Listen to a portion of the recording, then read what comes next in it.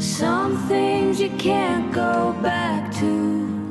Some things need left alone. Don't mess with the memories of a life passed on. Oh, the tumbling reservations at the heart of my mistakes. Oh, some things you can't go back to, 'cause you let them slip away.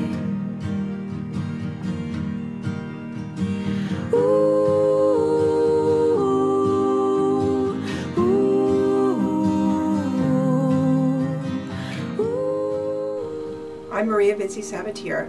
As Executive Director of Deirdre's House, my main goal is to make sure that even though a child's life may be changed by the abuse that they suffered, it's not defined by it. My greatest hope is that all the children we see will heal from the trauma that they've suffered and go on to lead healthy and successful lives. But I need your help. Each year, we must fund every single service that we provide at the center, and we can only do that through the generosity of people like you in our local community. The first thing that happens is that we get a call either from the Department of Child Protection and Permanency or the prosecutor's office alerting us that a child will be coming here with whoever their non-offending caregiver is. When the child first arrives, it's the job of Deirdre's House's child advocate to make sure that child is comfortable and ready to be interviewed. The child is brought down to one of our 3 age-appropriate interview rooms.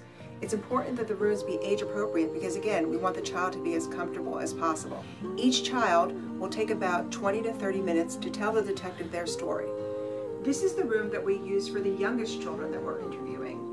Most of the children that we interview in this room are between the ages of 3 and 10. My name is Jim O'Brien, and the center that we're in right now is named after my daughter, Deirdre. About 3 weeks after the murder of my daughter, and before they had caught James Kadadish for the murder, I went to my parish priest, and I admit I complained bitterly to him that what God had done to us. The media presence was unbearable. My family was asunder. My children, other children, were wrecks. And I said to him, why has he done this to me? And Father said to me, Jim, yes, he has. He's closed the door on you. He said, but I guarantee you that at some time, some place, he's going to open another door. Well, time passed. And then finally, when we were about to open this door, and I was standing next to Governor Whitman as she was speaking and she was going to cut the ribbon, I turned around and I looked at that door. And I thought of all the children who were abused, who were going to go through that door and start to be healed. And I said to myself, that's the door he opened. One of the most vital parts of our mission here at Deirdre's House is to make sure that even though a child's life may be altered by abuse, it won't be defined by that abuse. In order to do that, we have to ensure that counseling is available to every child that needs it. So my name is Olga Munoz, and I'm one of the bilingual clinicians here at Deirdre's House. My name is Nancy Began. I am a licensed clinical social worker, and here at the center I'm a therapist. My name is Helen Bierstow, and I'm one of the mental health clinicians here at Deirdre's House. One of the purposes of the centers is to work with children who had been victims of sexual abuse or any other kind of abuse. When children are referred here, they've experienced some event that was traumatic. Most of the children that we see here at Deirdre's House have been sexually abused. What we do is we work basically in the area of that need, that experience that they had, and then help them move through that process. Not just treating the symptoms, but helping them be able to perhaps have a healed form of approaching life. This sort of becomes this safe home base for them. They can have their interview here. It's in a space that's child friendly. It's not the police station. It's not the emergency room. And it creates a higher comfort level for the child. And really you'll see if anybody would come and look at our waiting room, it sort of becomes a second home in a way for this period in their life. So I think that that's unique from most centers. It's a wonderful environment. The staff is very caring towards all the children and the families. They work very hard to try to get whatever they can for support systems besides just the therapy process. We try to offer an atmosphere that is friendly, so that when the children walk in, it's a house. It's not a structured building somewhere like an office building. When you come in, you see the friendliness of almost like a living room setting. There are toys around. We offer the children snacks when they come in, so that's friendly and familiar to them, especially if they're coming into us after school and they haven't eaten. This room we use for our youngest children.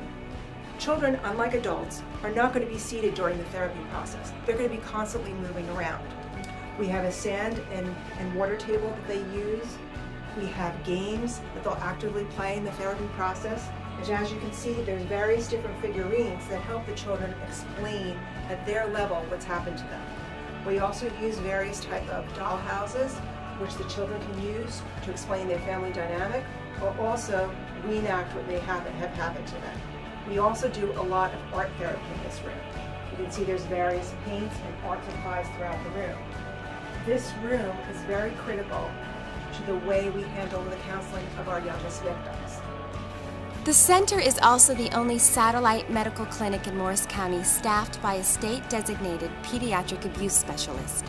Due to the unique qualifications of this physician, she is the expert witness of choice and the doctor most qualified to diagnose and treat Morris County's child victims. So we've been coming here for 2 years. First, like I said, my oldest one started coming to Deirdre's house, and then about 6 months later, my youngest revealed that she had also been sexually abused. We come once a week. Both girls come to see 2 different therapists, and then my oldest also comes to a peer group therapy that I think has helped her tremendously. I've been looking for a peer group for my oldest daughter. I think nothing beats somebody who's your age to talk to you, and somebody who's experienced the same things that you have, you know. And I don't know, a month later, 6 weeks later, boom, you know, the therapists here got together and formed a peer group. And my daughter's been attending weekly, and she looks forward to coming every Thursday. She looks forward, like she bounds down the stairs at the end of each Thursday session. You know, she's made friends, she doesn't feel like she's alone. It's sort of like it's a safe haven. This is the room that we use for group counseling of our adolescent victims of sexual assault. It's been affectionately dubbed by the girls as the Friendly Treehouse. This room is used to group counsel girls that have been sexually assaulted. This is a very important part of the counseling process because the girls can see that they're not alone in their experience. By sharing their experiences with each other, children are the same age and the same background as them, they can see that they're not alone in their fight. Our goal at Deirdre's house is to ensure that though a child's life may be altered by abuse, it will not be defined by it. The children of Morris County need you. Won't you please help?